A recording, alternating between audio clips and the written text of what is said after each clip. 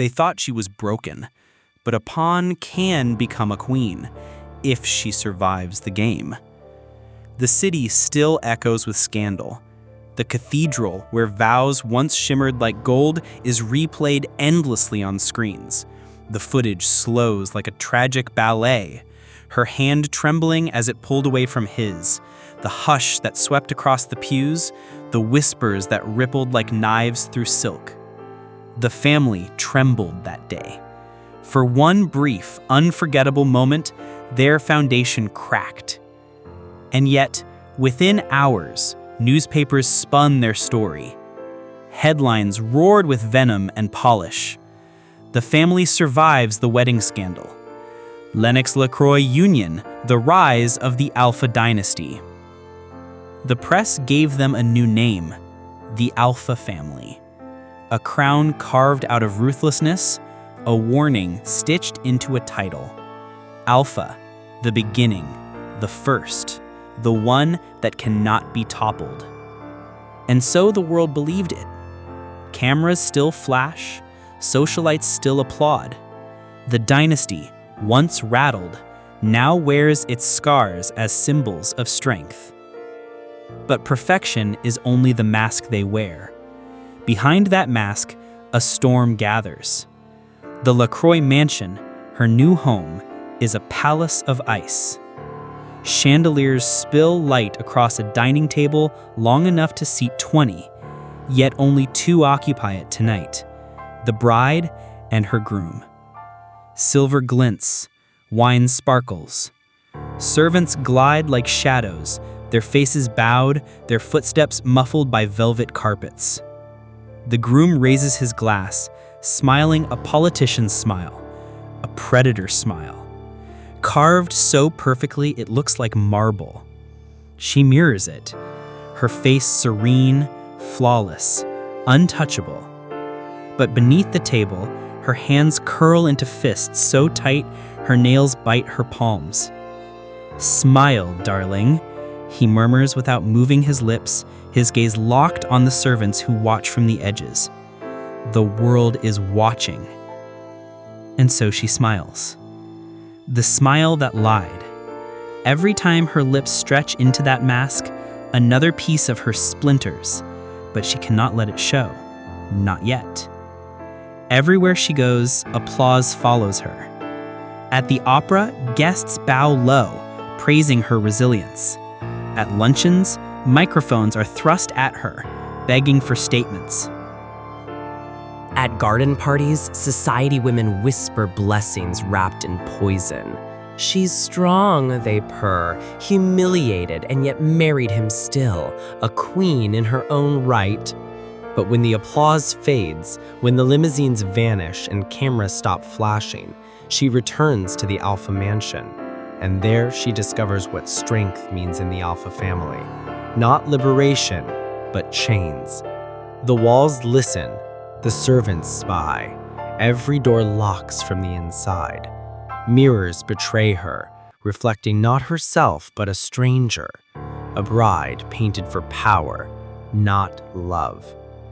At night, her footsteps echo down endless corridors, each sound like a chain dragging at her ankles. And in her chest, one thought burns hotter every night. If I am to survive this, I cannot simply endure. I must play. One night, when the mansion sleeps, she stands before her window. Beyond the gates, the city glows, a freer world, unreachable. Her reflection stares back at her, eyes too wide, lips too still. A stranger draped in jewels. "Who are you?" she whispers. No answer comes, only silence. The house breathes like a beast.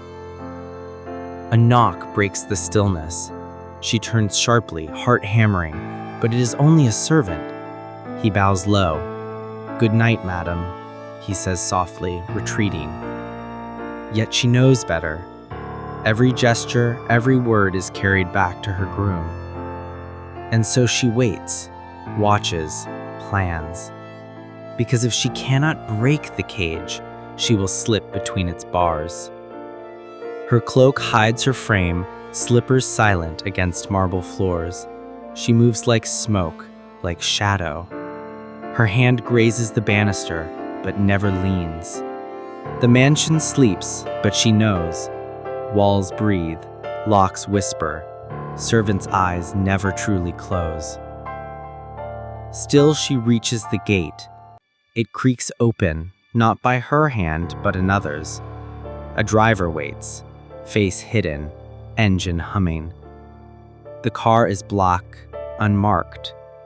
She slides inside. And there, in the half-light, sits the man who changed everything with a single card he slipped into her palm at the altar. The rival, the shadow, the man her groom fears more than any other. His presence fills the car. His eyes gleam with cold amusement, his smile sharp enough to cut. "So," he says, voice curling like smoke, "the bride comes to me in the dead of night. Tell me, does he know?" She swallows, steadying herself. "He knows nothing, but I know enough." The rival chuckles low, a sound that coils through her like a dangerous caress. He leans closer, his breath brushing her skin. She feels the weight of him, the thrill of standing at the edge of a cliff. "Good," he whispers, "because knowledge, my dear, is sharper than any blade." He slides a folder across the seat. His fingers brush hers, brief, deliberate, cold, calculated, but with an intimacy that makes her pulse skip. Her eyes lower to the folder. Names, accounts, secrets that could burn the Alpha family to ash. "If you help me bring him down," his voice lowers, almost intimate, almost a vow, "I'll set you free." The words land between them like fire. Her breath catches. A choice burns inside her chest. Loyalty or freedom? Silence or betrayal? The car hums with stillness. His gaze pins her, unwavering. And then, before fear can steal her courage, she leans forward. Her lips meet his. It is not gentle. It is not soft. It is dangerous, reckless, alive. A kiss that seals a bargain not written in ink, but in desire, in fire, in promise. His hand hovers at her jaw, not claiming her, not pulling her closer, merely acknowledging that she moved first, that she chose. When she pulls back, her lips tremble, but her eyes are steady. "We are bound now," she whispers. The rival's smile deepens, dark, satisfied. "So it seems." The car door clicks shut behind her as she steps out into the night. Her heart pounds, not with fear, but with awakening. "If you help me bring him down, I'll set you free." Freedom, a word dangerous enough to taste like fire on her tongue, beckoned as even the groom's gaze, sharp as a finely honed blade, followed her in every room. He suspected, and suspicion in this house was poison. Breakfast in the mansion was theater. The groom sat at the head of the long, polished table, papers arrayed like soldiers ready for inspection, his pen tapping a rhythm as precise as a metronome. She sat across, porcelain cup of tea steaming in the cold morning air, the scent of bergamot weaving between the silver trays. The servants moved with near impossible precision, heads bowed, every gesture choreographed. Too perfect. Her eyes caught the subtle anomalies, the maid lingering a heartbeat too long near her chair, a butler flicking his gaze at the groom before sliding a folded note toward her. He had planted them all. Every servant, every step, a spider's web. "You didn't sleep much last night, darling," he said, voice smooth as carved marble. "I heard the floors creak." She smiled, flawless. "I was restless. The silence here, it's louder than the city." Her words were calm, but her fingers dug into the edge of her chair until the pain grounded her. His eyes, deep and calculating, lingered, reading everything yet revealing nothing. Every movement recorded, every secret marked, every breath dangerous. Days melted into one another, a relentless theater of observation and performance. Every corridor she crossed, the servants' eyes burned into her back. The soft sweep of a broom, the clink of silverware, even whispers from the kitchens, they all felt aimed, targeted. A reminder that she moved under constant scrutiny. She tested them, subtly. Doors left ajar. Objects shifted just so. By morning, all was corrected, restored, reported. She could trust nothing. Not a face, not a voice, not even silence. The mansion itself had become a stage, its walls both cage and arena. At night, she lay beside her groom, listening to his steady, even breaths, wondering if he dreamt of her as wife or as traitor. And then, in the dark, the rival's voice returned, sharper than ever. "Help me bring him down." The rain came hard that night, slapping against the windows, casting a frantic rhythm across the city. She moved quietly, cloak draped around her shoulders, slippers silent against the stone floors. The black car waited, engine humming in patience. Inside, he sat as if storms bent around him rather than through him. A folder lay in his hands, heavy, bound with string. "Inside this," he murmured, sliding it toward her, "are records. Campaign donations, illegal, hidden. If these see the light, your groom's dynasty collapses, his father's legacy burns with it." She touched it, paper and ink heavier than chains. "Why give this to me?" she whispered. His breath grazed her ear, thigh brushing hers in the dim light, his presence magnetic, dangerous. "Because information in my hands is power, in yours, survival." The storm rattled outside, yet the air between them burned hotter than lightning.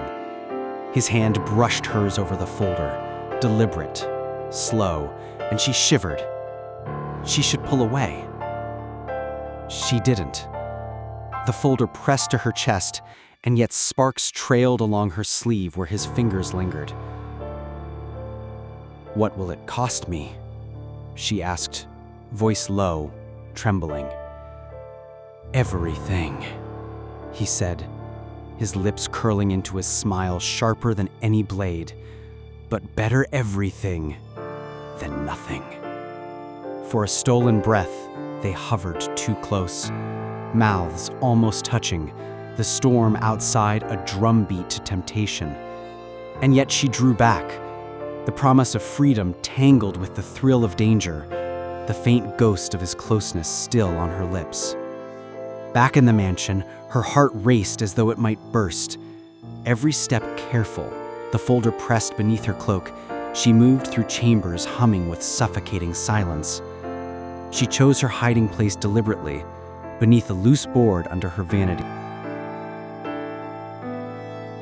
Sliding the papers into the hollow dark. Her breath shook, palms damp, a soft sigh escaping as she replaced the board. Safe. For now. She straightened, rehearsing her calm, perfect smile. But then, eyes. At the doorway, motionless, the groom's father stood watching, unreadable, colder than any winter stone. Not anger, not surprise, something worse, this certainty of knowledge. She opened her mouth to speak, no words. Silence stretched, oppressive and suffocating. The realization struck her. She had not outplayed them. She had only stepped deeper into their game. The rival's promise of freedom burned in her mind, as did the memory of the ghost of his touch, the almost kiss, the danger wrapped in desire. And here, under the father's gaze, freedom felt farther than ever. She swallowed hard, folding the thought away. The papers were hidden. The game was on. And the Alpha family's watchful eyes were everywhere. The bride thought she was hiding shadows in her room, But in the LaCroix mansion, shadows are never alone, because someone is always watching.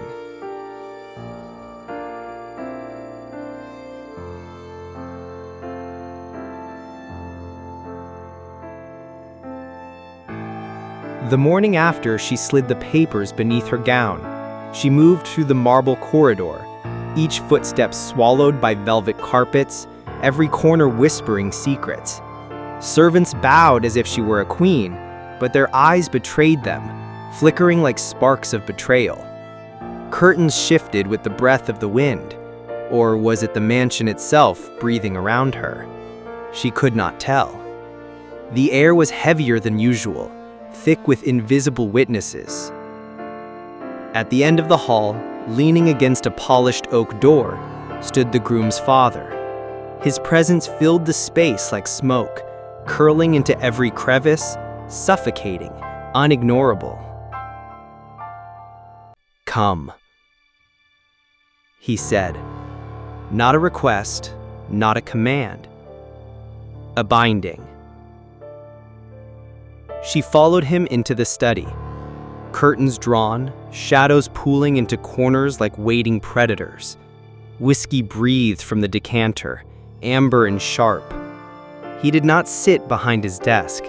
He circled her, slow, deliberate, every step measured, like a chess master surveying the board. Finally, his voice cut through the silence like a blade. "Your loyalty is worth more than your love. Choose wisely." The words were not advice, they were law. She swallowed hard, keeping her face still. To flinch would be confession, to hesitate, betrayal. She nodded subtly, the corners of her lips betraying nothing. Every pulse of her heart, every breath measured, was a secret signal to the world. She could be trusted or feared. That night she slipped away again, not to the rival, not into the streets, not into the empty city air, but to a different source entirely. A number she should never have memorized, a voice she hoped would still answer. Her father. Static crackled. The voice on the other end, aged yet sharp, carried the weight of power and warning. "You shouldn't call me. It's dangerous." But danger had already arrived. It had seeped through the walls, slid beneath her cloak, and whispered in every corridor of the mansion. Documents spread across her bed, campaign donations funneled through shell companies, contracts signed in ink bearing her family's name, contracts that would bind blood and dynasty together if exposed. Her fingers trembled as they traced the lines of signatures, the weight of her inheritance suddenly a weapon against her own. She whispered, voice brittle, almost desperate, "Tell me this isn't true." Silence answered. Then a sigh heavier than decades stretched between them. "It was business. We did what had to be done. Don't you see? His fall is ours too." Her chest tightened. The enemy she thought she was fighting had her blood in its veins. The fight was no longer external. It had entered her home, her family, her own pulse.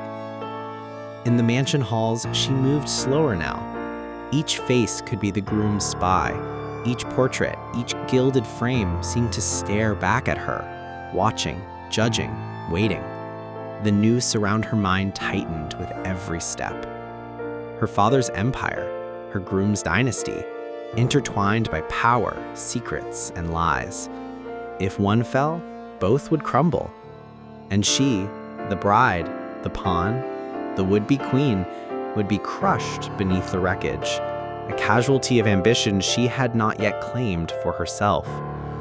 She lingered by a window, the moonlight silvering her hair and the ink-stained papers clutched in her hands.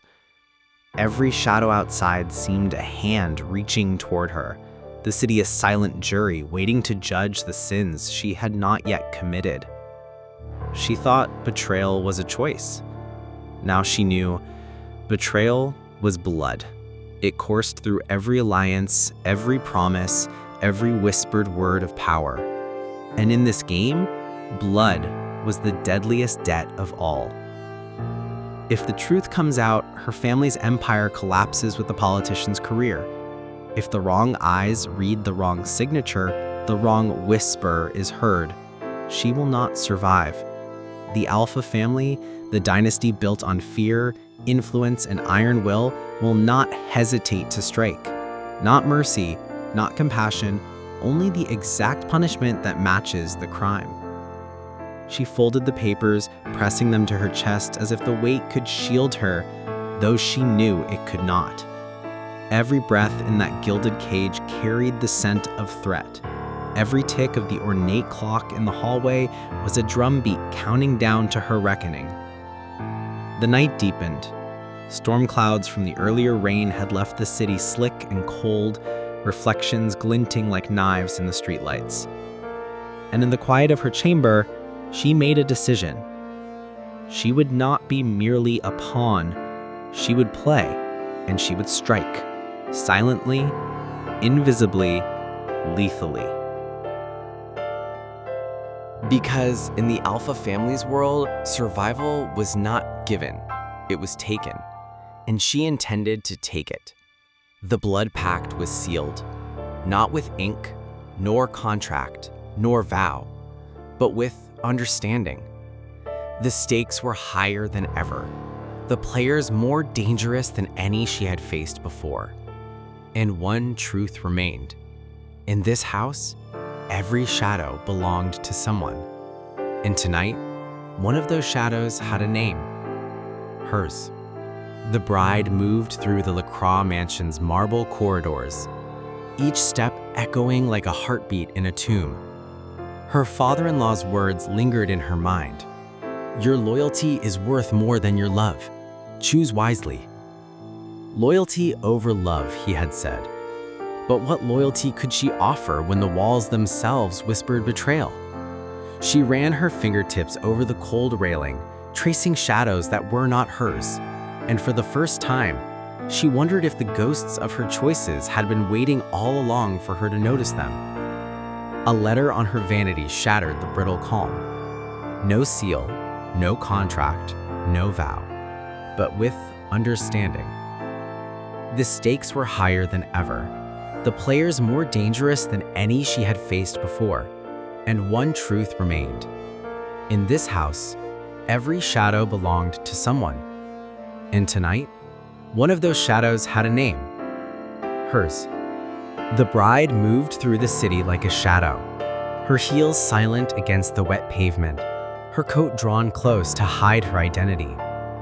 The hotel on the edge of the city smelled of damp and disuse, a place where the forgotten and desperate found refuge.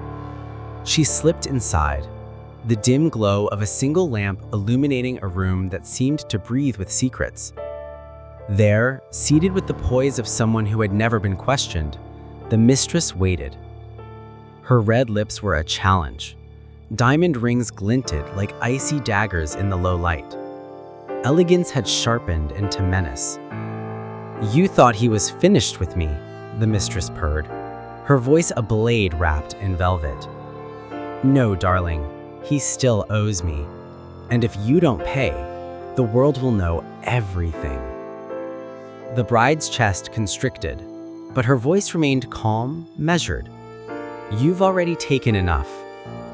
The mistress laughed, cruel and deliberate. You have no idea what he has given and what he hasn't. But tonight, I am here to remind you, and I am here to demand. Her eyes glimmered with malice as she leaned closer, the air thick with tension. A soft sound interrupted the taut atmosphere. A child's cough, small and cautious. The bride froze, a shiver tracing her spine. The mistress opened the side door, and a boy stepped into the dim light. Dark hair fell across his forehead, eyes sharp, mirroring the LaCroix legacy in ways no words could contain. The bride's breath caught. This is his child? The mistress's voice cut through, deliberate and slicing. Your husband's legacy isn't yours alone. It belongs to me as well. She let the words hang, venomous, as if each one could carve away another piece of the bride's carefully constructed armor. The boy's small hands fiddled with a toy car, oblivious to the tension. Yet in his gaze lay an innocence that made the stakes unbearable. The mistress slid an envelope across the cracked table. Proof, she said simply. DNA test. You'll want to see it. The bride's fingers lingered over it, trembling, not from fear, but from the magnitude of power now pressing against her. Opening it could obliterate everything. Leaving it sealed meant carrying a shadow heavier than any crown. One envelope, one child, one secret. And the empire she had married into balanced on the edge of a knife. Her mind drifted to her father-in-law, his fingers tapping coldly against the desk, his gaze measuring loyalty as though it were a commodity. Perhaps he had always known.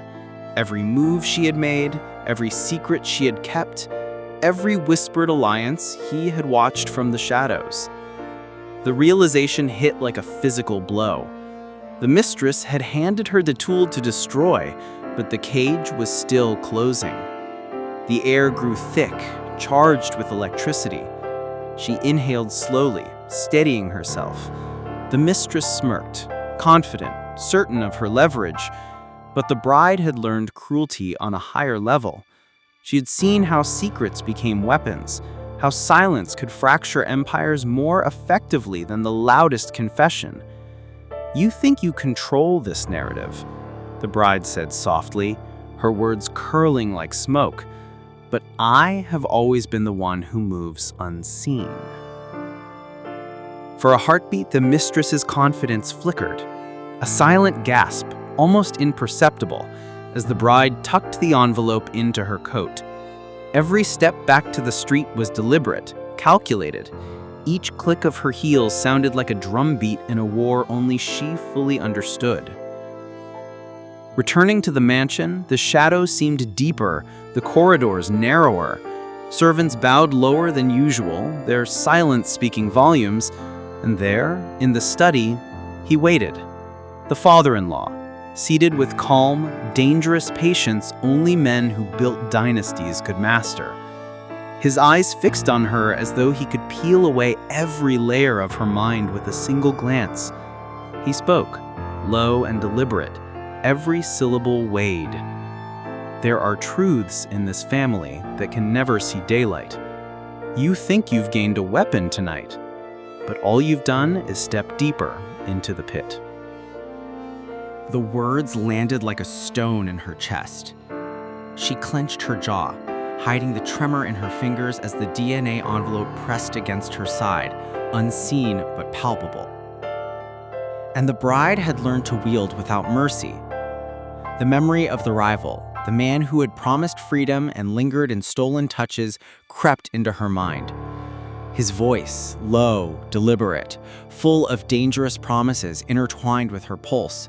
The thought of his nearness, the warmth of his hand brushing hers when she had held the folder, stirred something she had buried. Freedom, danger, and desire. They coiled into a single thread she could neither unravel nor resist. She stood alone in her room later, clutching the envelope. The city outside slept, unaware of the wars waging in penthouses and abandoned hotels, in marble corridors and shadowed halls. The paper seemed to hum with life, threatening, promising, demanding. Should she open it, reveal the truth, or leave it closed and carry the burden unseen? Her reflection stared back from the mirror, eyes cold, lips tight. A mask perfected over years of survival. This was no longer a test of morality. It was strategy, and strategy required the cruelty the world seldom forgave. Pawn or queen? She whispered the words to herself, almost in disbelief. Yet she sensed the answer was not status. It was endurance, surviving the games of men and women who had built empires from deceit. knowing when to strike, when to wait. She placed the envelope beside her bed, paper radiating threat and promise alike. One secret child, one silent envelope, one move that could unravel everything. And the game had only grown darker. Outside, the city lay quiet, unaware. But the bride had faced ghosts tonight, and she knew there were more to come. Somewhere in the distance, she could hear whispers, hungry for her next move, waiting, always waiting. The Alpha family's empire was a web of blood, shadows, and secrets, and tonight she had learned that even queens must sometimes dance in the darkness to survive.